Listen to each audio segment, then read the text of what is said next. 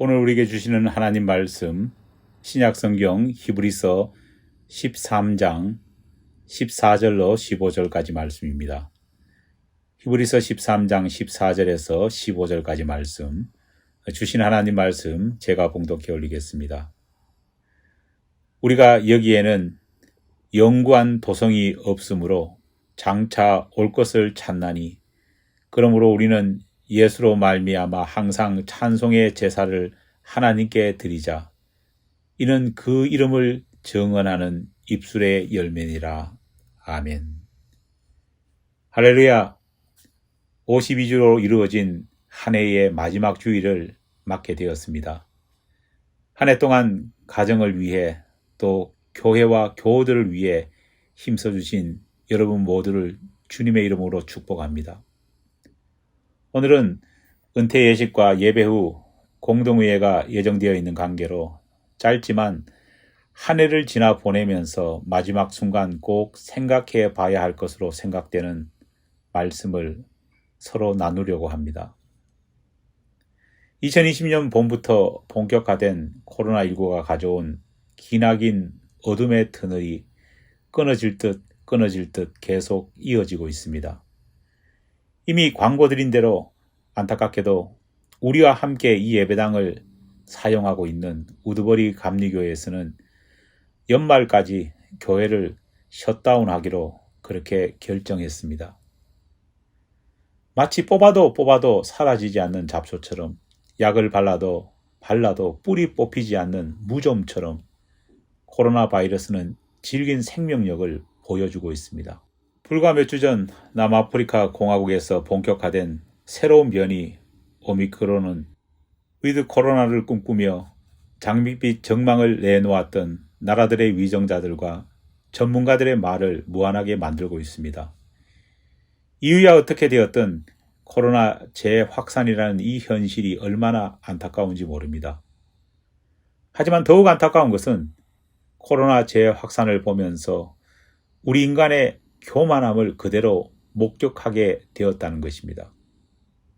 저는 개인적으로 위드 코로나란 말만큼 교만한 말은 없다고 생각합니다. 코로나와 함께 살아간다라는 뜻이 담겨져 있는 위드 코로나라는 말은 인간이 코로나를 통제할 수 있고 관리할 수 있다는 자신감이 담겨져 있는 말이지 않습니까? 이제 백신도 10손가락을 다 사용해도 모자랄 만큼 여러 종류가 만들어져 있고 항체 치료제에 먹는 약까지 만들어내었기에 이만하면 코로나 정도는 충분히 극복하고 이길 수 있다는 인간의 자신감이 담긴 말이 바로 위드 코로나입니다. 이만하면 코로나 정도는 충분히 극복하고 이길 수 있다는 인간의 자신감이 담긴 이 말이 지금 어떤 결과를 만들어내고 있습니까? 백신 접종을 완료했음에도 불구하고 빈번하게 일어나고 있는 돌파 감염 앞에, 백신으로 일어나고 있는 수많은 부작용들 앞에, 또 터무니없이 비싸게 약값을 불러대고 있는 다국적 제약회사의 행포 앞에 무너지고 위협받고 있습니다.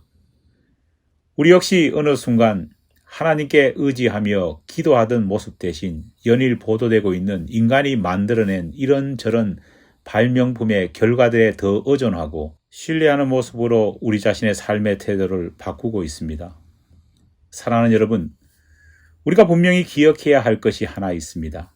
그것은 전염병이라는 것은 인간의 노력과 인간이 발명한 것에 의해 결코 사라지지 않는다는 것입니다. 인간의 힘으로 그 전염병을 완벽하게 통제하고 그 전염병과 함께 할 수 있는 것이 아니라는 겁니다. 성경에는 전염병에 대한 말씀이 신구약을 통틀어 45개의 구절로 나오고 있습니다. 이것을 좀 더 세부적으로 분류해 보면 크게 3가지로 구분할 수 있습니다. 먼저 전염병을 자연재해로 보는 구절이 3군데 있습니다. 이 구절들의 특징은 전염병이 생긴 원인을 분명하게 밝히지 못하고 있다는 것입니다. 단지 성경은 그 전염병을 바라보는 사람들의 시각만 언급하고 있습니다. 사람들은 눈앞에 펼쳐지고 있는 전염병을 자연재해라 생각합니다. 열왕기상 8장 37절을 보면 솔로몬은 이스라엘 백성들 앞에서 연설하면서 전염병을 이유가 불분명한 자연재앙이라고 말합니다. 하지만 전염병을 자연재해로 보는 것은 원인을 알지 못해 답답해하는 인간의 입장이지 결코 하나님의 말씀이 아님을 우리는 기억해야 합니다. 둘째, 성경에서 가장 많이 나오는 전염병에 대한 시각은 하나님의 심판으로 보는 해석입니다. 전염병을 하나님의 심판으로 보는 구절은 전염병에 대해 언급하고 있는 전체 성경 구절 45개 가운데 무려 35개나 됩니다. 퍼센테이지로 따져보면 무려 78%에 이릅니다. 특히 예레미야와 에스겔은 그들의 예언서에서 15번과 10번 전염병에 대해 언급하며 그것이 이스라엘 백성들을 향한 하나님의 심판임을 분명히 합니다. 우리는 다윗이 범죄하였을 때 하나님께서 그에게 선택하게 하신 형벌 가운데 전염병 창궐이 있음을 기억합니다. 셋째, 세 구절의 성경 말씀에서 전염병은 그의 백성들을 보호하시는 하나님을 설명하기 위한 도구로 사용됩니다. 시편 91편 3절입니다. 그가 너를 새 사냥꾼의 올무에서와 심한 전염병에서 건지실 것이미로다. 마지막으로 한 구절의 말씀에서 전염병은 이제 도래할 말세의 징조로 표현되고 있습니다. 누가복음 21장 11절 말씀입니다. 곳곳에 큰 지진과 기근과 전염병이 있겠고 또 무서운 일과 하늘로부터 큰 징조들이 있으리라. 정리해보면 성경이 말하고 있는 코로나19와 같은 전염병은 무엇이라는 것입니까? 인간이 그것을 자연재해로 바라보든 종말의 징조로 바라보든 관계없이 분명한 것은 모든 전염병은 하나님에 의해 하나님께서 인간에게 내리시기도 하고 거두시기도 하는 하나님의 심판의 도구라는 사실입니다. 이 말은 하나님께서 전염병을 이 땅에 창궐하게 만드신 분명한 목적이 있고 그 목적이 완성된 이후에야 그 전염병을 거두어 들이신다는 겁니다. 물론 그 과정 속에서 인간이 하나님이 주신 지혜로 이런저런 일들을 할 수는 있습니다. 하지만 인간의 그런 노력만으로 전염병을 없애지는 못합니다. 정확히 말하면 전염병이 없어질 때까지 견디고 기다릴 뿐입니다. with 코로나, 우리 인간이 가진 능력과 힘으로 전염병 코로나를 통제하고 관리하며 그 코로나와 함께 살 수 있다는 자신감은 사실 오만입니다. 예방접종을 완료했기 때문에 우리가 안심하는 것이 아니지 않습니까?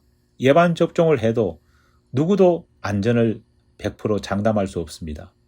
그러하기에 우리는 더욱 하나님을 의지하고 지금까지 해왔던 것처럼 우리 자신의 안전과 가족의 안전, 교회와 성도들의 안전을 위해 더욱더 기도해야 합니다.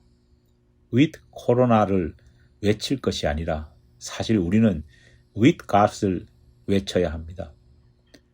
오늘 우리는 하나님께 예배드리기 위해 이곳에 모였습니다. 용감한 목사와 용감한 교인들이 위험을 감수하면서까지 예배드리기 위해 모였다. 혹 그렇게 생각하는 분이 계십니까? 결코 그렇지 않습니다. 우리가 이곳에 이 2021년 마지막 주일을 함께 모여 예배드리는 이유는 단 하나입니다. 이 몹쓸 전염병이, 이 비참한 전염병의 시대가 인간이 종식할 수 있는 것이 아니라 하나님만 끝낼 수 있음을 성경 말씀을 통해 믿기 때문입니다. 그래서 우리는 하나님께 이 고통의 시간, 이 고통의 세월을 종식시켜달라 간구하기 위해 모인 것입니다. with 코로나는 without gathering, without worship을 만들어내고 있습니다. 우리는 오직 어떤 상황 속에서도 with God이 우리의 이 모든 문제를 해결하는 유일한 길임을 깨닫고 외쳐야 할 줄 믿습니다. 기도하겠습니다. 하나님, 코로나의 시간들이 벌써 2년이 지나 3년째 접어들고 있습니다. 너무나 힘든 시간들 가운데 인간들은 자신들이 만든 작은 성과물에 신뢰를 보내고 자랑하며 코로나가 이제 곧 박멸될 것이라 그렇게 장밋빛 전망도 하곤 했습니다. 하지만 그 전망들이 모두 무너져 내린 지금 다시금 하나님 앞에 간구드립니다. 이 모든 것을 무너뜨리고 사라지게 할 분은 오직 하나님 한 분밖에 없음을 기억하며 with 코로나를 외치는 것이 아니라 with God을 외치며 생각하고 믿고 나아가는 우리 모두가 될 수 있도록 도와주시옵소서. 예수님 이름으로 기도드립니다. 아멘.